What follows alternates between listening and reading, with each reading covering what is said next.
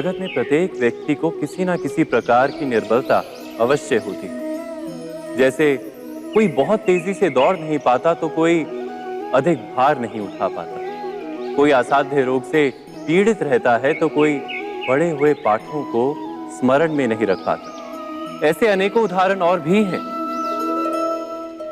क्या आप किसी ऐसे व्यक्ति को जानते हैं जिसे सब कुछ प्राप्त हो और हम जीवन की उस एक निर्बलता को जीवन का केंद्र मानकर जीते हैं? इस कारणवश हृदय में दुख और असंतोष रहता है सदा। निर्बलता मनुष्य को जन्म से अथवा संजोग से प्राप्त होती है, किंतु उस निर्बलता को मनुष्य का मन अपनी मर्यादा बना लेता है। किंतु कुछ व्यक्ति ऐसे भी होते हैं जो अपने पुरुषार्थ और श्रम से उस निर्बलता को पराजित कर देते हैं। क्या भेद है उनमें और अन्य लोगों में? क्या आपने कभी विचार किया है? सरल सा उत्तर है इसका। जो व्यक्ति निर्बलता से पराजित नहीं होता, जो पुरुषार्थ करने का साहस रखता है हृदय में, वो निर्बलता को पार कर जाता है। अर्थात निर्बलता अवश्य ईश्वर देता है, किंतु मर्यादा मनुष्य का मन ही निर्मित करता है। स्वयं विचार कीजिए।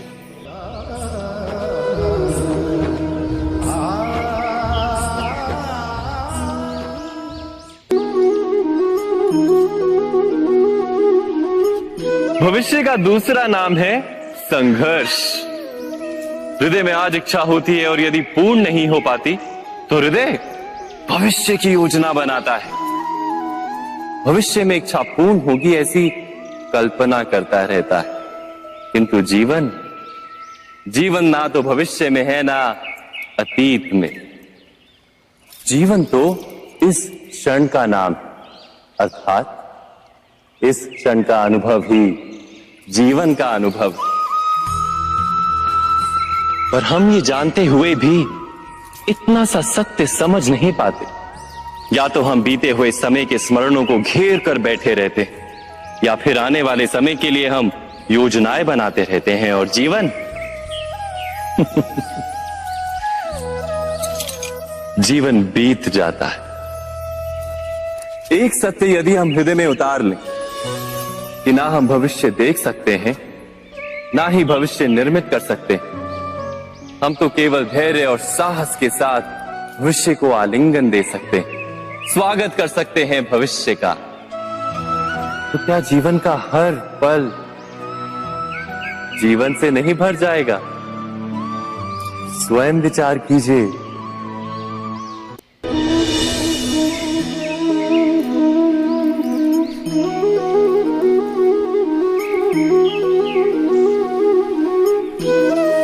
ज्ञान प्राप्ति सदा ही समर्पण से होती है, ये हम सब जानते हैं। किंतु समर्पण का वास्तविक महत्व क्या है? क्या हमने कभी विचार किया? मनुष्य का मन सदा ही ज्ञान प्राप्ति में विभिन्न बाधाओं को उत्पन्न करता है।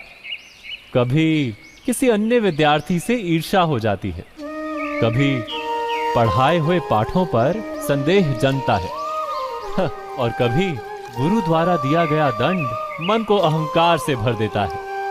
नहीं, क्या ऐसा नहीं होता? न जाने कैसे कैसे विचार मन को भटकाते हैं, और मन की इसी अयोग्य स्थिति के कारण हम ज्ञान प्राप्त नहीं कर पाते। मन की योग्य स्थिति केवल समर्पण से निर्मित होती है। समर्पण मनुष्य के अहंकार का नाश करता है। ईर्ष्या, महत्वाकांक्षा आदि भावनाओं को दूर कर हृदय को शांत करता है और मन को एकाग्र करता है। वास्तव में ईश्वर की सृष्टि में ना ज्ञान की मर्यादा है, ना ज्ञानियों की। गुरु दत्तात्रेय ने तो गाय और श्वान से भी ज्ञान प्राप्त कर लिया था। अर्थात विषय ब्रह्म ज्ञान का हो, या जीवन के ज्ञान का, या गुरुकुल में प्राप्त होने वाले ज्ञान का, उसकी प्राप्ति के लिए गुरु से अधिक महत्व है उस गुरु के प्रति हमारा समर्पण। क्या ये सत्य नहीं?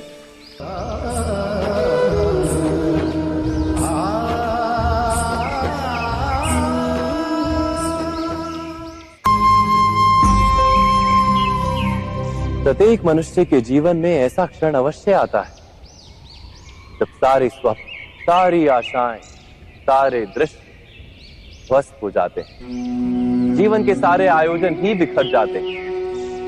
एक और धर्म होता है और दूसरी ओर सुख। किसी को धर्म संकट कहते हैं, जब धर्म का वहन ही संकट हो और धर्म का त्याग ही सुख हो। विचार कीजिए, कभी किसी स्वजन के विरुद्ध सत्य बोलने का अवसर प्राप्त हो जाता है, कभी ठीक दरिद्रता के समय सरलता से चोरी करने का मार्ग प्राप्त हो जाता है, कभी किसी शक्तिशाली राजनेता या राजा के कर्मचारी का अधर्म प्रकट हो जाता है। सबके जीवन में ऐसी घटना बनती ही रहती है। अधिकतर लोग ऐसे किसी क्षण को धर्म संकट के रूप में जान ही नहीं पाते। हमें किसी प्रकार के संघर्ष का अनुभव ही नहीं होता। सहजता से सुख की ओर खींचे चले जाते हैं, जैसे मक्खी गुड़ की ओर खींची चली जाती है। वास्तव में धर्म संकट का क्षण ईश्वर के निकट जाने का क्षण होता है। यदि हम संघर्षों से भयभीत ना हो, सुख की ओर आकर्षित ना हो, अपने धर्म पर दृढ़ रहे, तो ईश्वर का साक्षात्कार दूर नहीं।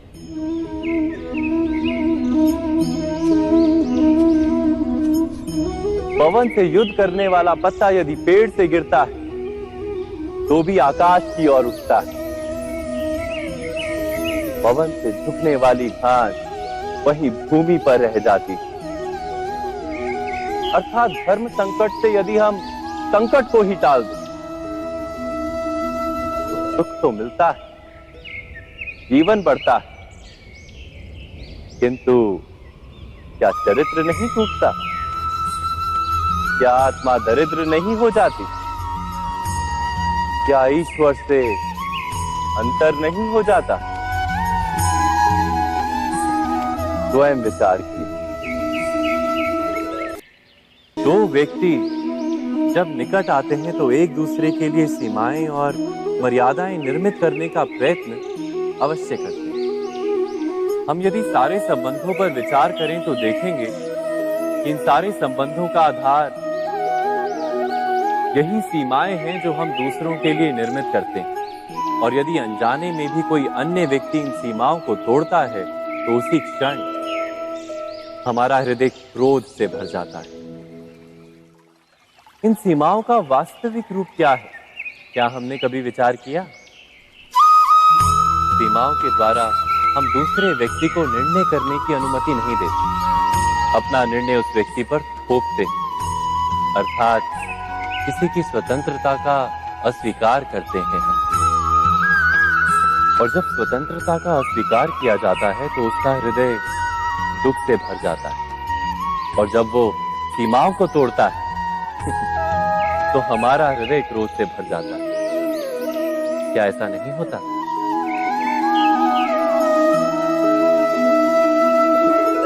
पर यदि एक दूसरे की स्वतंत्रता का सम्मान किया जाए तो किसी मर्यादाओं या सीमाओं की आवश्यकता ही नहीं होती।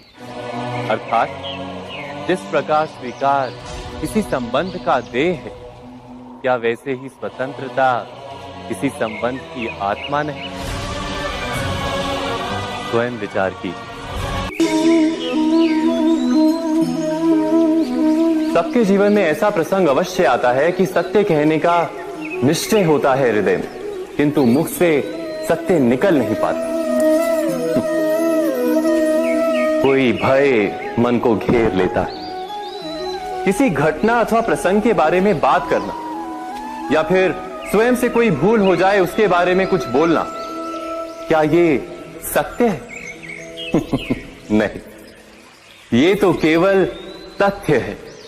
अर्थात जैसा हुआ था वैसा केवल बोल देना सामान्य सी बात है।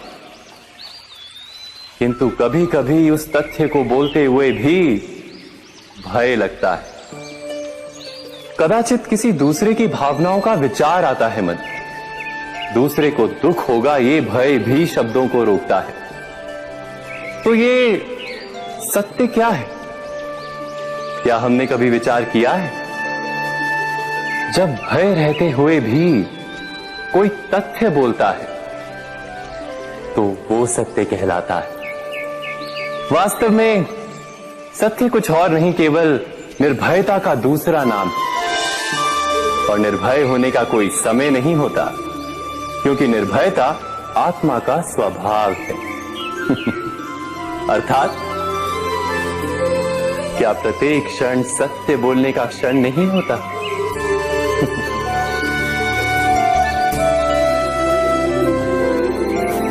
स्वयं विचार कीजिए।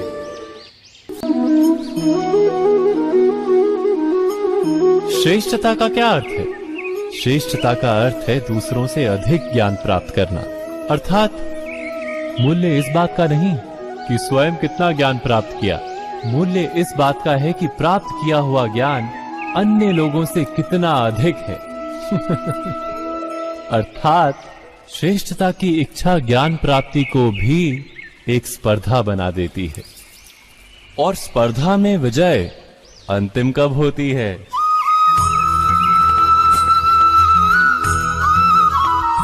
कुछ समय के लिए तो श्रेष्ठ बना जा सकता है, किंतु सदा के लिए कोई श्रेष्ठ नहीं रह पाता। फिर वही असंतोष, पीड़ा और संघर्ष जन्म लेता है। किंतु श्रेष्ठ बनने के बदले यदि उत्तम बनने का प्रयत्न करें तो क्या होगा? उत्तम का अर्थ है कि जितना प्राप्त करने योग्य है वो सब प्राप्त करना, किसी से अधिक पाने की इच्छा से नहीं, मात्र आत्मा की तृप्ति हेतु कुछ प्राप्त करना। उत्तम के मार्ग पर किसी अन्य से स्पर्धा नहीं होती, स्वयं अपने आप से स्पर्धा होती है। अर्थात उत्तम बनने का प्रयत्न करने वाले को देर अबेर सारा ज्ञान प्राप्त हो जाता है। बिना प्रयत्न के ही वो श्रेष्ठ बन जाता है। किंतु जो श्रेष्ठ बनने का प्रयत्न करता है वो श्रेष्ठ बने या ना बने, उत्तम कभी नहीं बन पाता।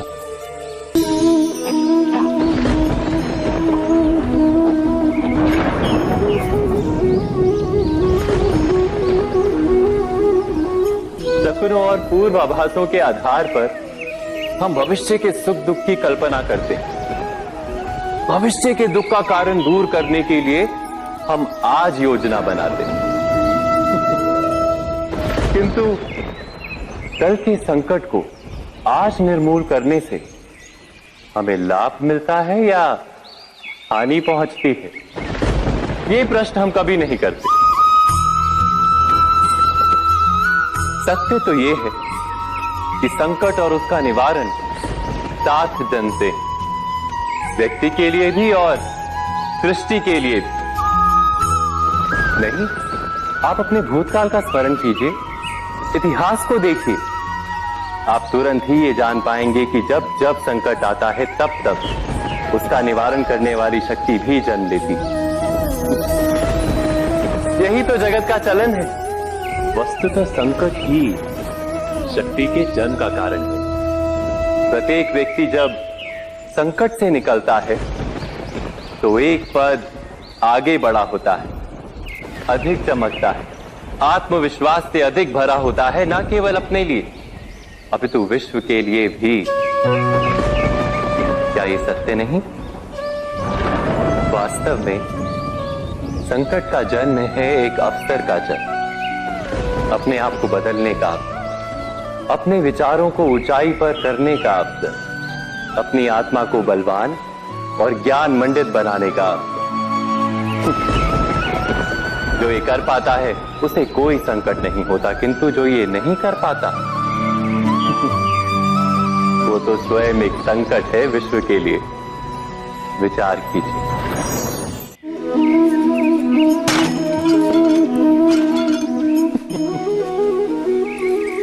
कभी कभी कोई घटना मनुष्य के जीवन की सारी योजनाओं को तोड़ देती और मनुष्य उस आघात को अपने जीवन का केंद्र मान लेता। पर क्या भविष्य मनुष्य की योजनाओं के आधार पर निर्मित होते हैं? नहीं। जिस प्रकार किसी ऊंचे पर्वत पर सर्वप्रथम चढ़ने वाला उस पर्वत की तलाई में बैठकर जो योजना बनाता है, क्या वही योजना उसे उस पर्वत की चोटी तक पहुंचाती? नहीं। वास्तव में वो जैसे जैसे ऊपर चढ़ता है वैसे वैसे उसे नई नई चुनौतियां, नई नई विडंबनाएं, नए नए अवरोध मिलते हैं। प्रत्येक पद पर वो अपने अगले पद का निर्णय करता है। प्रत्येक पद पर उसे अपनी योजनाओं को बदलना पड़ता है। कहीं पुरानी योजना उसे खाई में ना ढकेल दे। वो पर्वत को अपने योग्य नहीं बना पाता, केवल स्वयं को पर्वत के योग्य बना सकता है। क्या जीवन के साथ भी ऐसा ही नहीं? जब मनुष्य जीवन में किसी एक चुनौती को, एक अवरोध को अपने जीवन का केंद्र मान लेता है, अपने जीवन की गति को ही रोक देता है, तो वो अपने जीवन में सफल नहीं बन पाता और ना ही सुख और शांति प्राप्त कर पाता। अर्थात जीवन को अपने योग्य बनाने के बदले स्वयं अपने को जीवन के योग्य बनाना ही सफलता और सुख का एकमात्र मार्ग नहीं? स्वयं विचार कीजिए।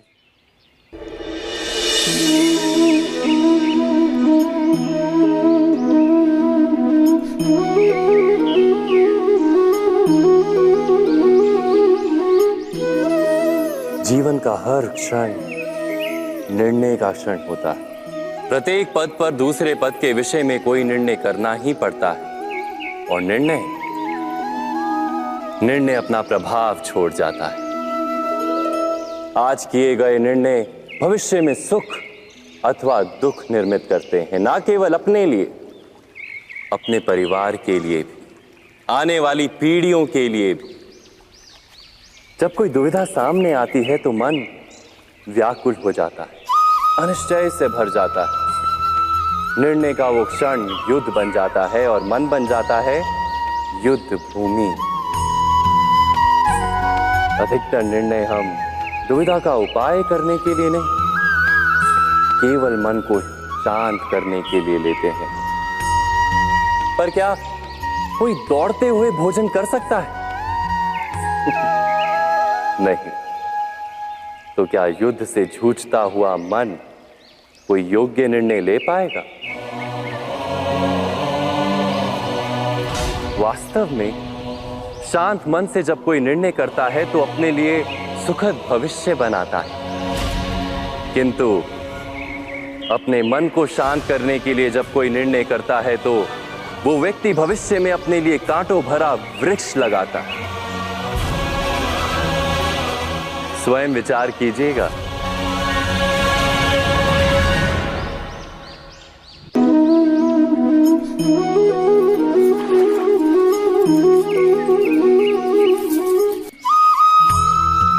जीवन में आने वाले संघर्षों के लिए जब मनुष्य स्वयं को योग्य नहीं मानता, जब उसे अपने ही बल पर विश्वास नहीं रहता, तब वो सद्गुणों को त्याग कर दुर्गुणों को अपनाता है।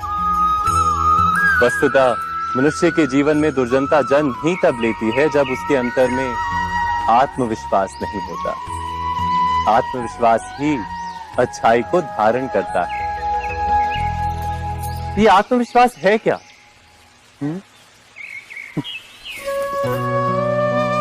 जब मनुष्य ये मानता है कि जीवन का संघर्ष उसे दुर्बल बनाता है, तो उसे अपने ऊपर विश्वास नहीं रहता। वो संघर्ष के पार जाने के बदले संघर्ष से छूटने के उपाय ढूंढने लगता है। किंतु जब वो ये समझता है कि ये संघर्ष उसे अधिक शक्तिशाली बनाते हैं, ठीक जैसे व्यायाम करने से देह की शक्ति बढ़ती, तो प्रत्येक संघर्ष के साथ उसका उत्साह बढ़ता है। अर्थात आत्मविश्वास और कुछ भी नहीं, मन की स्थिति, जीवन को देखने का दृष्टिकोण मात्र है। और जीवन का दृष्टिकोण तो मनुष्य के अपने वश में होता है। स्वयं विचार कीजिए।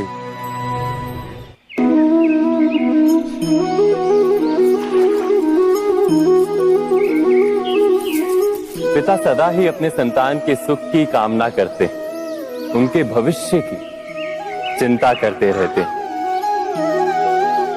इसी कारणवश सदा ही अपने संतानों के भविष्य का मार्ग स्वयं निश्चित करने का प्रयत्न करते रहते। जिस मार्ग पर पिता स्वयं चला है, जिस मार्ग के कंकर पत्थर को स्वयं देखा है, मार्ग की छाया, मार्ग की धूप को स्वयं जाना है, उसी मार्ग पर उसका पुत्र भी चले, यही इच्छा रहती है हर पिता की। निस्संदेह उत्तम भावना है ये, किंतु 3 प्रश्नों के ऊपर विचार करना हम भूल ही जाते हैं। कौन से प्रश्न? प्रथम प्रश्न, क्या समय के साथ प्रत्येक मार्ग बदल नहीं जाते? क्या समय सदा ही नई चुनौतियों को लेकर नहीं आता?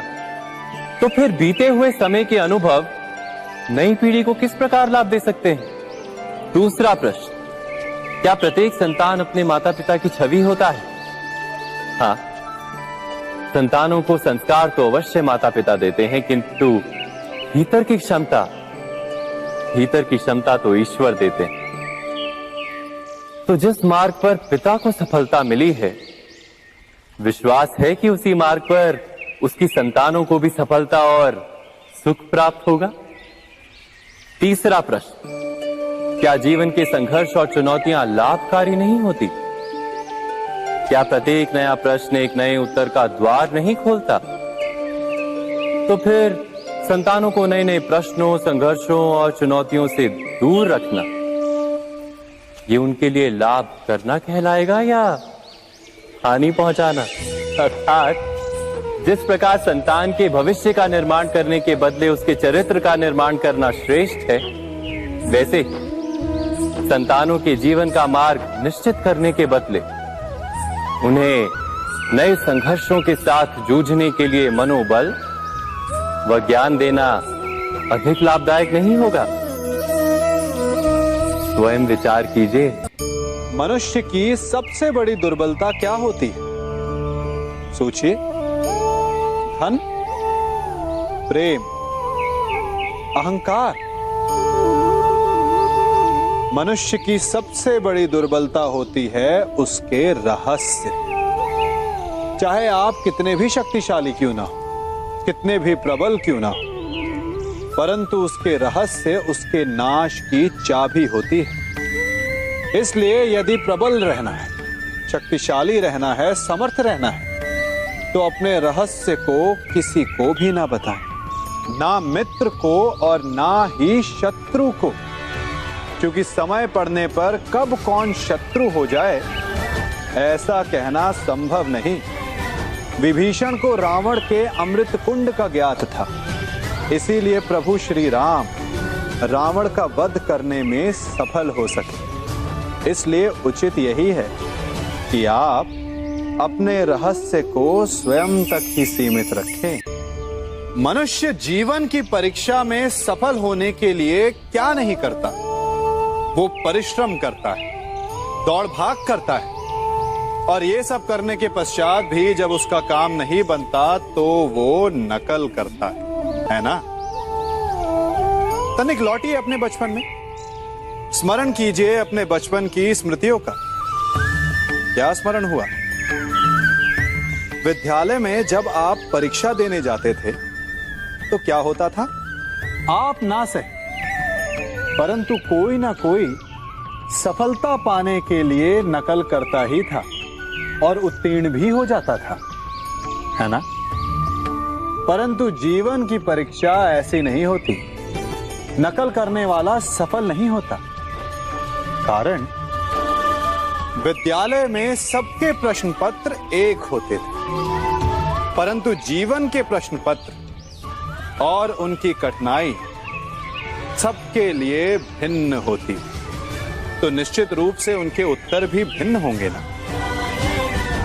इसलिए यदि आपको जीवन में सफलता पानी है तो नकल ना कीजिए, स्वयं के प्रश्नों का उत्तर स्वयं ढूंढिए और सफलता आपकी ही होगी। मनुष्य का जीवन हार और जीत विजय और पराजय, सफलता और असफलता के मध्य झूलता रहता है। आपके साथ भी ऐसा होता होगा, है ना?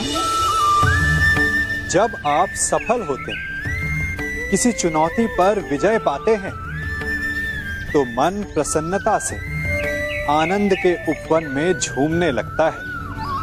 और जब आप असफल होते हैं, तब मन दुख और पीड़ा के सागर में डूबने लगता है। परंतु वास्तव में सफलता और असफलता है क्या? तनिक ध्यान से सोचिए। ये केवल हमारी मनोस्थिति मात्र है। हमारी पराजय तब नहीं होती जब हमारा शत्रु विजय प्राप्त कर ले। हमारी पराजय तब होती है जब हम पराजय स्वीकार कर लें। हम असफल तब नहीं होते जब हम लक्ष्य ना पा सके। हम असफल तब होते हैं जब हम प्रयास करना बंद कर दें। इसलिए प्रयास करते रहें और हार ना मानें, क्योंकि जिस दिन आप हार स्वीकारना बंद कर देंगे, जीत आपके चरणों में होगी।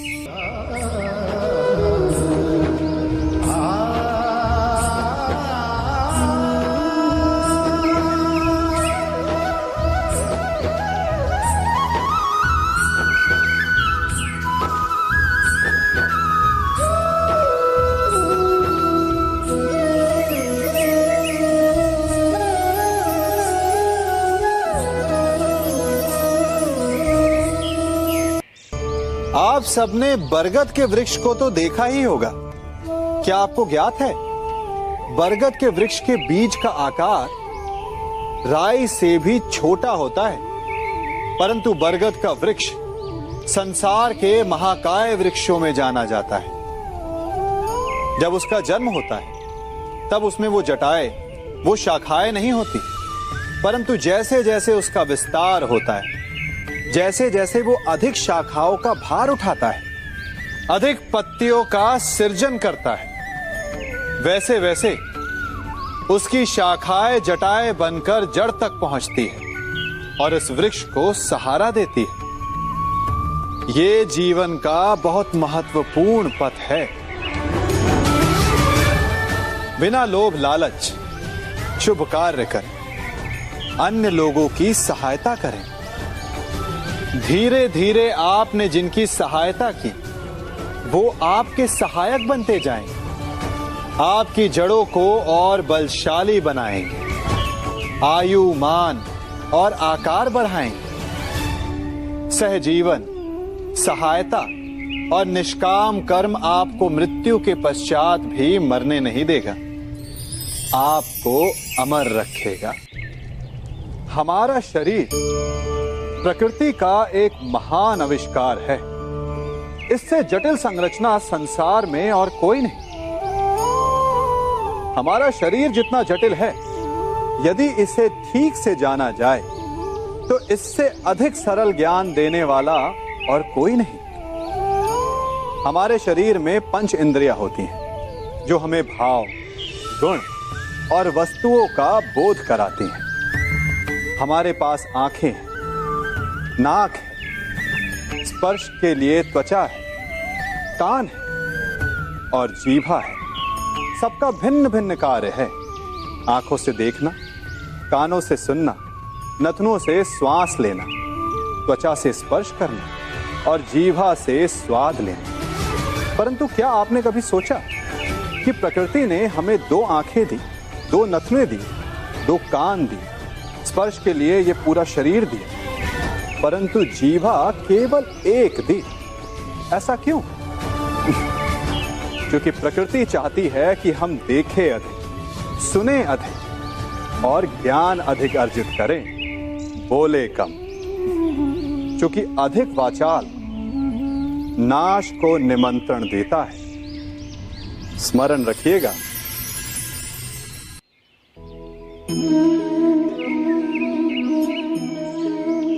ये सदा यही कहते आए कि यदि आगे बढ़ना है तो अपनों का साथ दो। सत्य कहते हैं, अपनों का साथ देना ही चाहिए। परंतु साथ देने से पूर्व ये अवश्य पहचान लेना चाहिए कि अपने हैं कौन। क्या अपने वही होते हैं जिनके साथ हमारा रक्त संबंध होता है, या अपने मित्र? अपने वो होते हैं जो हमें सद्कार्य के लिए प्रेरित करें, हमें आगे बढ़ाएं, हमारा साथ दें। और वो जिनका साथ देने से समाज का नाश, धर्म की हानि, वो सगे हो करके भी सगे नहीं होते। इसलिए जब अपनों की परिभाषा का चुनाव करें तो उन्हें अपना माने जो आपका साथ दे, उन्हें नहीं जो हमें अज्ञान के मार्ग पर ले जाएं।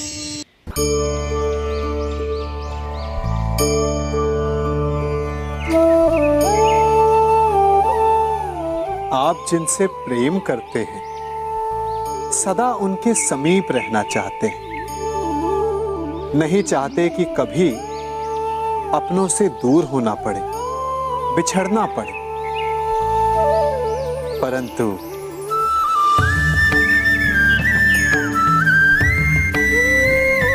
एक समय के पश्चात अपनों से दूर हो जाना उन्नति के लिए आवश्यक है। आप माता पिता हैं ना? यदि आप अपनी संतान के जीवन के हर पग पर उनका मार्गदर्शन करते रहेंगे तो आपकी संतान स्वयं मार्ग चुनना कैसे सीखेगी? मार्ग के कांटों से स्वयं को बचाना कैसे सीखेगी? इसीलिए एक समय के पश्चात अपनों से बनाई गई दूरी सदा लाभदायक रहती है। आज मैं आप सबको एक कथा सुनाता हूं। एक दिन प्रातः एक व्यापारी अपने घर से निकला।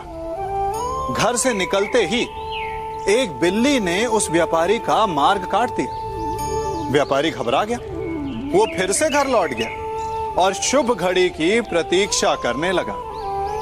और जब वो पुनः अपने घर से निकला तब वो वाहन जा चुका था जिससे राजा तक पहुंचकर उसे भेंट देनी थी।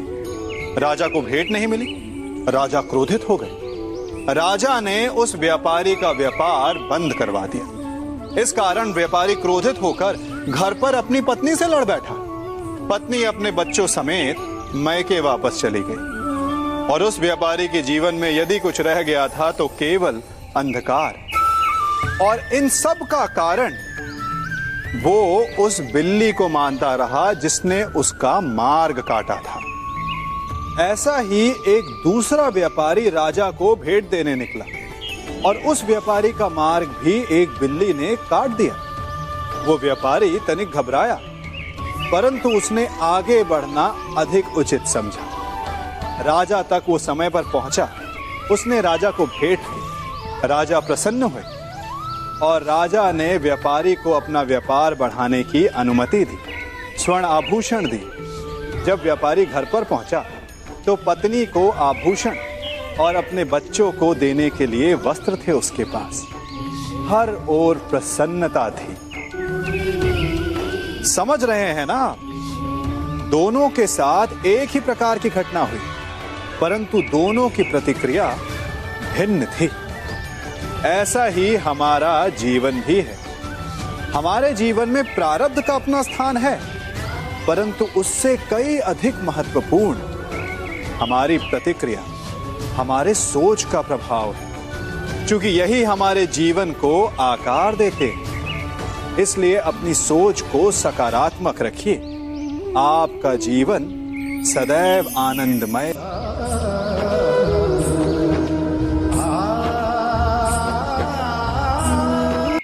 हम सभी अपने जीवन में कोई ना कोई कार्य करते हैं। कार्य करते हैं तो थकान की अनुभूति होती है और यदि थकान ना उतरे तो कार्य करने का मन नहीं करता। हम आशा करते हैं कि कदाचित एक दिन में 24 के स्थान पर 26 घंटे होते तो आराम करने के लिए हमें और अधिक समय मिल जाता। हमें ऐसा अनुभव होता है कि हम बहुत अधिक कार्य कर रहे हैं, है ना? परंतु क्या आपने कभी सोचा कि जो लोग संसार में सफल हैं, उनके पास भी सफल होने के लिए दिन में केवल 24 घंटे थे। तो फिर वो सफल क्यों है? इसका एक छोटा सा रहस्य है। वो कार्य चुनते हैं जो उन्हें प्रिय है, जिसे करने में उन्हें आनंद आता है। उन्हें लगता ही नहीं कि वो कार्य कर रहे हैं, उन्हें लगता है कि वो प्रतिपल आनंद मना रहे हैं। और जब आप आनंद मनाते हैं तो थकान कैसी?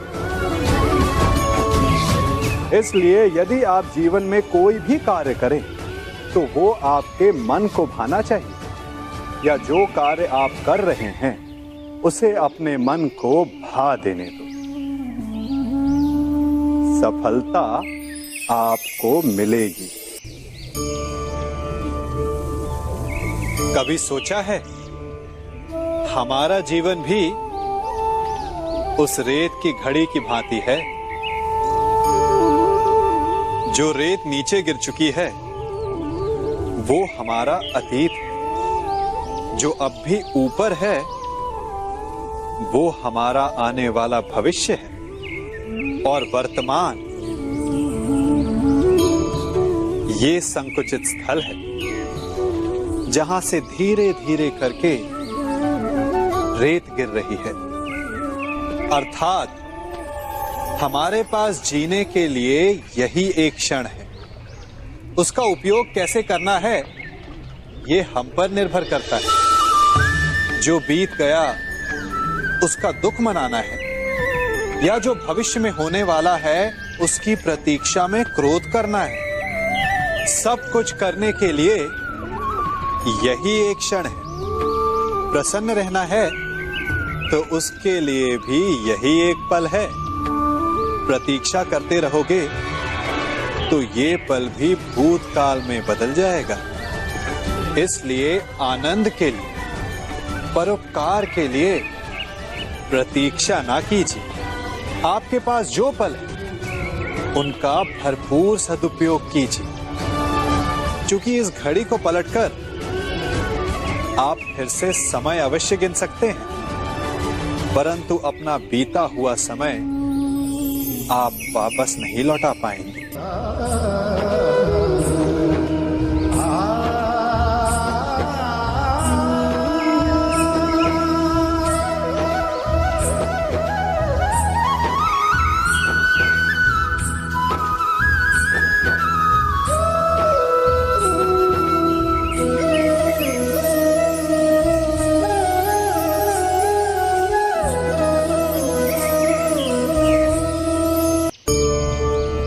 मनुष्य भी बड़ा विचित्र प्राणी है।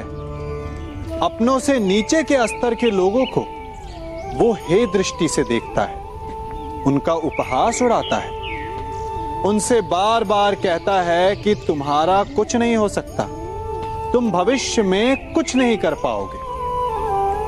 जब मनुष्य के पास धन, संपत्ति, मान होता है तो वो दूसरों का आदर नहीं करता, परंतु वो एक बात भूल जाता है कि उससे भी अधिक शक्तिशाली कोई अस्तित्व में है, और वो है समय। काल काल अपना चक्र कब बदलेगा ये कोई नहीं जानता। समय अपनी करवट कब लेगा ये कोई नहीं जानता। कोयला भी समय के साथ साथ हीरे में परिवर्तित हो जाता है। इसलिए जीवन में कभी भी किसी का भी उपहास नहीं उड़ाना चाहिए।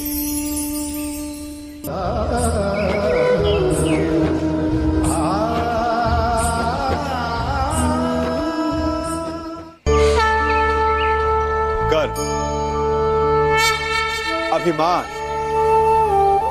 और अहंकार, ये तीनों सुनने में एक जैसे लगते हैं, परंतु तीनों का अर्थ भिन्न होता है और परिणाम भी।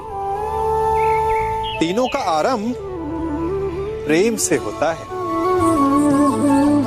स्वयं से प्रेम, परिश्रम हमारे मन में गर्व को जन्म देता है, और सफलता अभिमान जगाती है। यहां तक ठीक है, परंतु जब ये भावना अहंकार बन जाती है तब वो समस्या बन जाती है, क्योंकि सबसे बुरा अंत अहंकारी का ही होता है। परंतु मनुष्य के लिए पहेली यही है कि पहचाना कैसे जाए कि अहंकार जग गया है और उसका दमन आवश्यक है।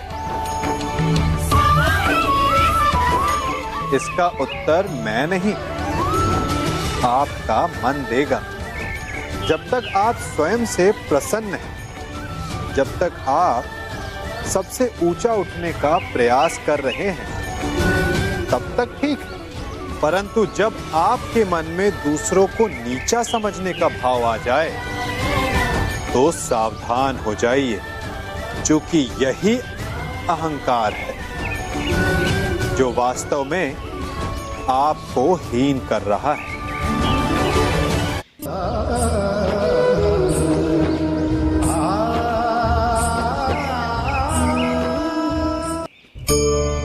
आज मैं आप सबको एक कहानी सुनाता हूं। एक दिन गोकुल में दो व्यापारी आए।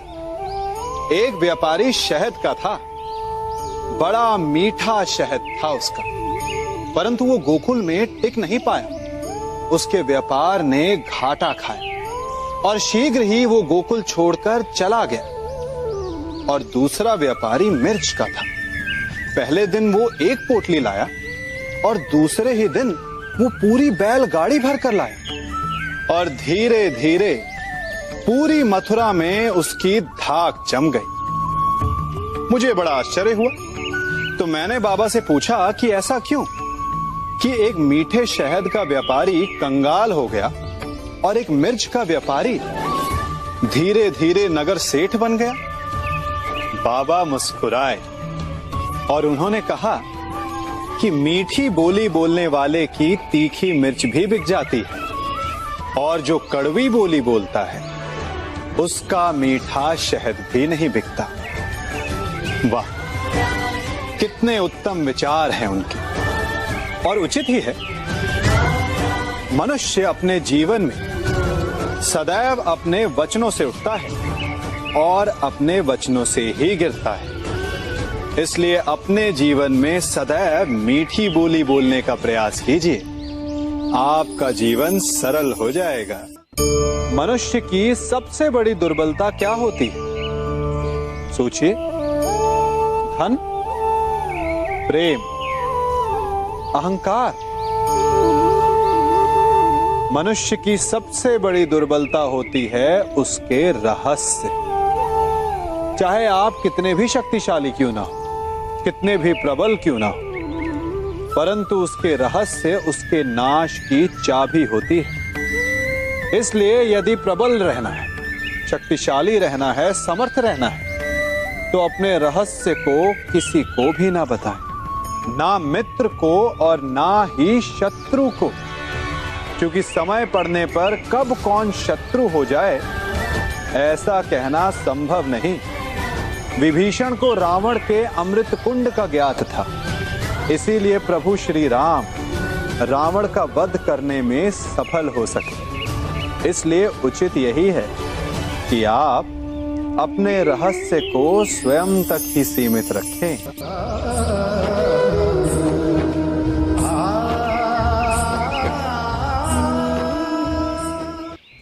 युवा अवस्था भी हमारे जीवन का कितना सुंदर काल होता है ना। बाहु में बल, मन में कुछ बड़ा कर जाने की चाह, आंखों में भविष्य के सुंदर और कोमल सपने।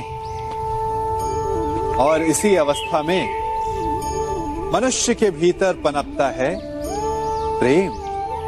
किसी को देखकर उस पर मन मोहित हो जाता है और फिर मनुष्य अपना सब कुछ उस पर न्यौछावर कर देना चाहता है। फिर प्रेम की परिणति होती है विवाह में।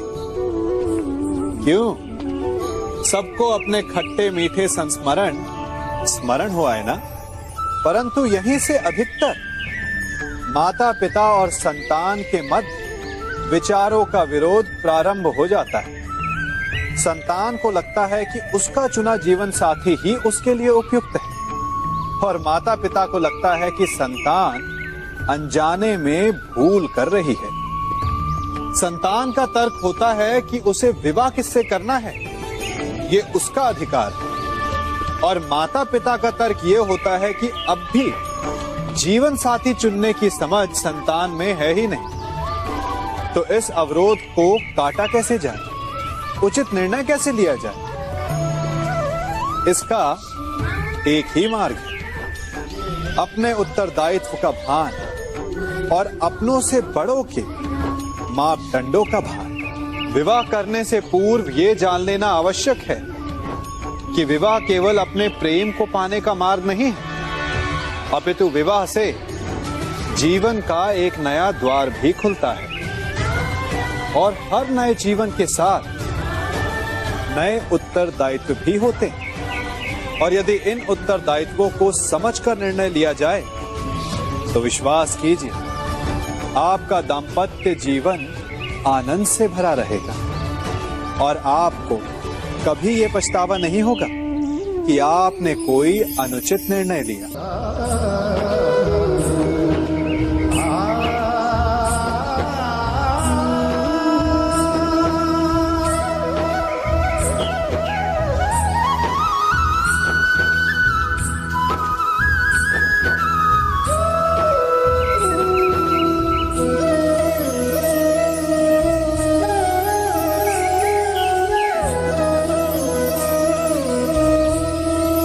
जब सागर का जल वाष्प बनकर उड़ता है तब वो हमें दिखाई नहीं देता। मेघ उस जल को अपने भीतर छिपा लेते हैं, लंबी यात्रा करते हैं, प्रयास करते हैं कि वो जल सदा उनके भीतर छिपा रहे, परंतु जब वायु का वेग उन्हें उड़ाकर किसी पर्वत से ले जाकर के टकरा देता है तब उन मेघों को बरसना ही पड़ता है, क्योंकि यही नियति है, यही प्रकृति है। क्योंकि जल को सागर में जाकर मिलना ही है। ठीक ऐसा ही हमारे साथ भी होता है। हम सत्य अपने मन के मेघों में चाहे जितना छिपाने का प्रयास कर लें, परंतु समय की आंधी उसे वास्तविकता के पर्वत से ले जाकर के टकराकर हमारे समक्ष ले ही आती है। जिस भय के कारण आप सत्य को सामने नहीं लेकर आना चाहते, एक दिन वही भय हमारे समक्ष आकर खड़ा हो जाता है और फिर हम लाचार हो जाते हैं, क्योंकि हमने उस भय का सामना करने की तैयारी नहीं की होती। इसलिए सत्य से भागे नहीं, उसे छिपाए भी नहीं, उसे स्वीकार करें। भविष्य की बड़ी विपत्ति से बच जाएंगे।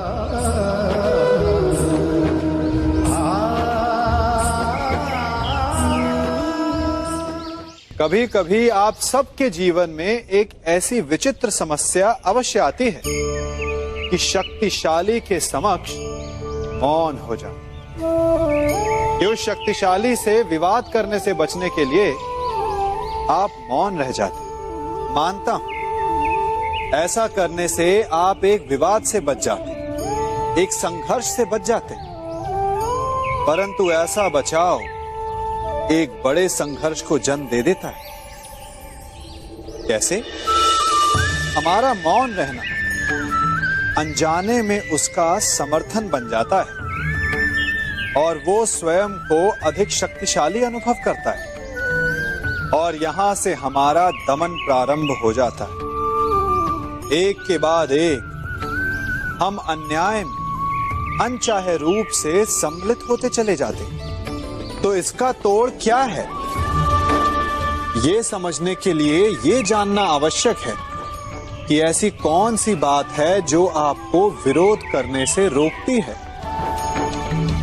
ये सामने वाले की शक्ति नहीं जो आपको रोकती है, ये आपके भीतर छिपा भय है जो आपको रोकता है। हाँ, कभी कभी भय आपकी सुरक्षा अवश्य कर सकता है, परंतु साथ साथ ये भी जानना आवश्यक है कि ये भय ही है जो आपको मौन भी रखता है। इसलिए अपने मन से भय को निकालिए और खुलकर अनीति का, अन्याय का विरोध कीजिए और फिर देखिएगा आपका मन कितना मुक्त, कितना हल्का अनुभव करेगा।